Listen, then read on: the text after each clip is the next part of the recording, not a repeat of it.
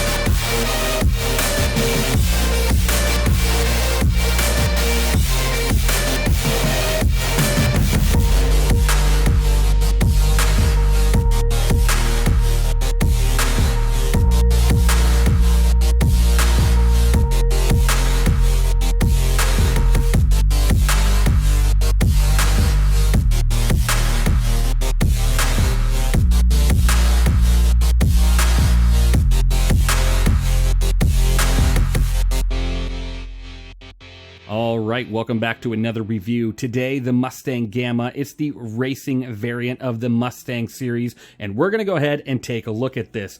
This ship is, like I said, it's a racer, but it's more of a starting racer because that price point is pretty low and it allows you to get into racing, but there are definitely some stat differences between this and the other racing ships out there, which I'll try to update you on when we get to those categories.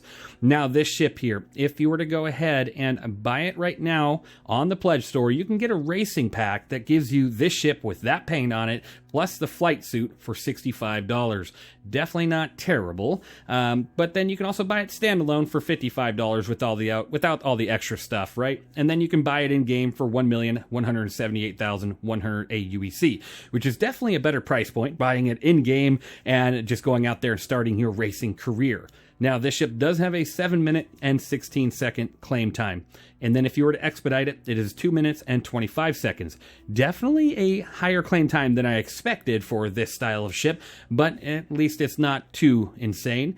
Now, you do have 2 guns on this ship, which is quite surprising. Some racers really don't have any guns, like no guns, no missiles, no nothing, but this one does. It outputs 234 stock damage per second due to the 2 size 1 CF117 Bulldogs. Now, other Mustang variants, you can typically add more guns to the ship, but this one, you cannot. They removed the hard points, so you only have the 2, and that's it, and you don't have any missiles either, while some racing ships actually do.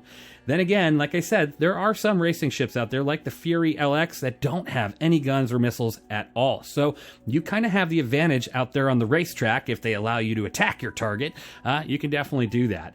And I would keep those CF117 Bulldogs on there because they do a great amount of damage and they allow you to, shoot those rounds pretty fast with a pretty high capacitor as well.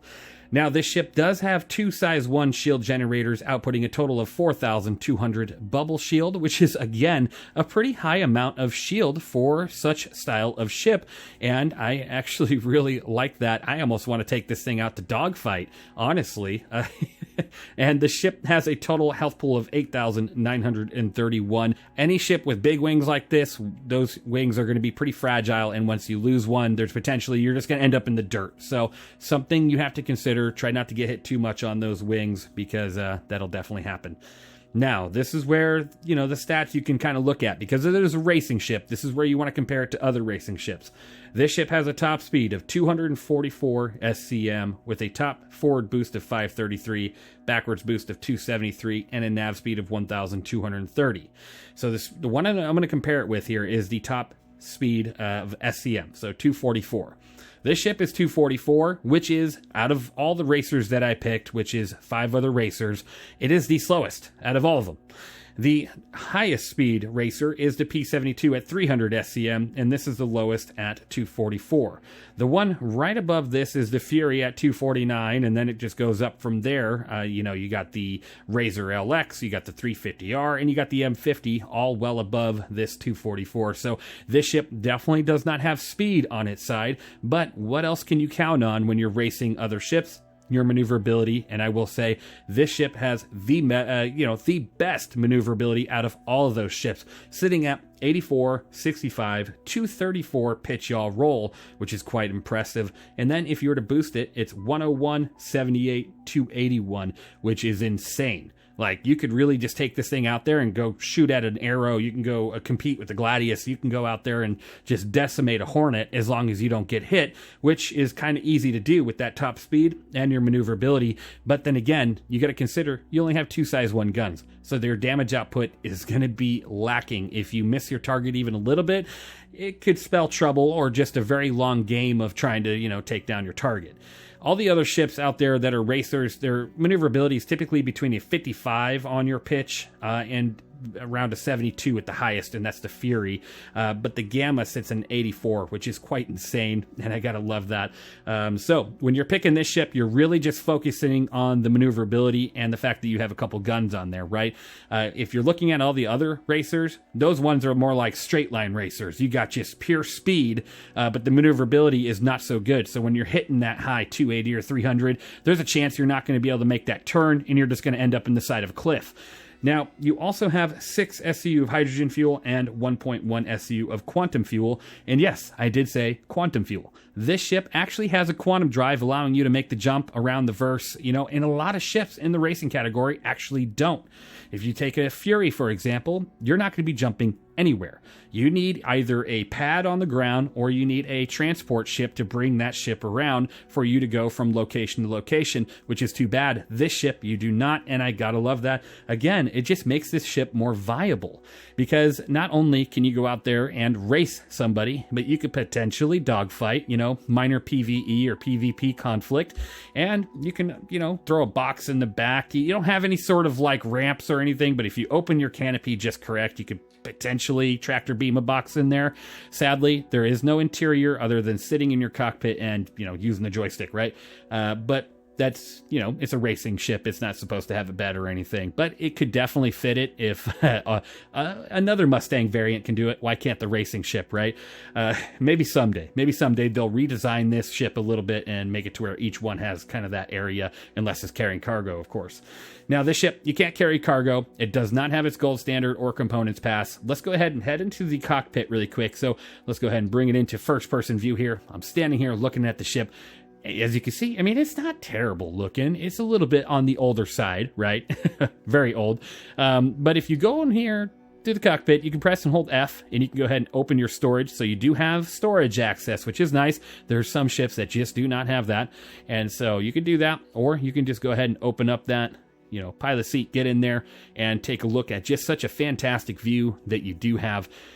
And I'm telling you right now, I'm not a racer by any means, so I'm not going to go out there and try to race somebody. But what I will do is I'll go out there and find some PvE targets and just engage them and see how well I can maneuver them. But really quick, let me show you. Look at this.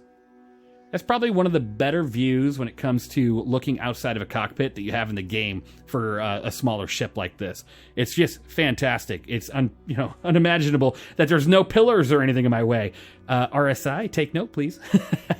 But let's go ahead and do a quick battle, and I'll give you my score.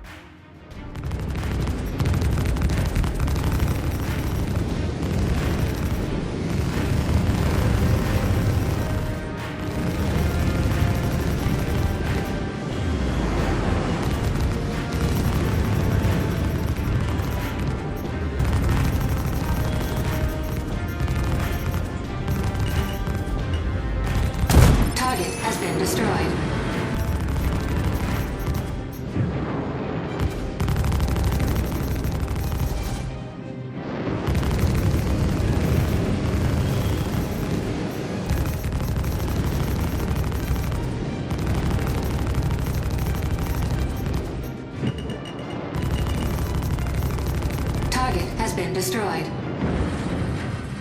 Now, as you can see, this ship can handle, PvE targets with no issue, and then, of course, PvP, that's just a whole nother animal, right? So it just depends on you as a pilot, and then of course the pilot you're facing off with. I also noticed a little bit of a bug with this skin, at least I think it is, but at certain angles it says beta on the back wing, and then at certain angles it doesn't, and then also on that engine there too. It does go away if you have it at certain, like right there, it's no longer on the wing on the back right.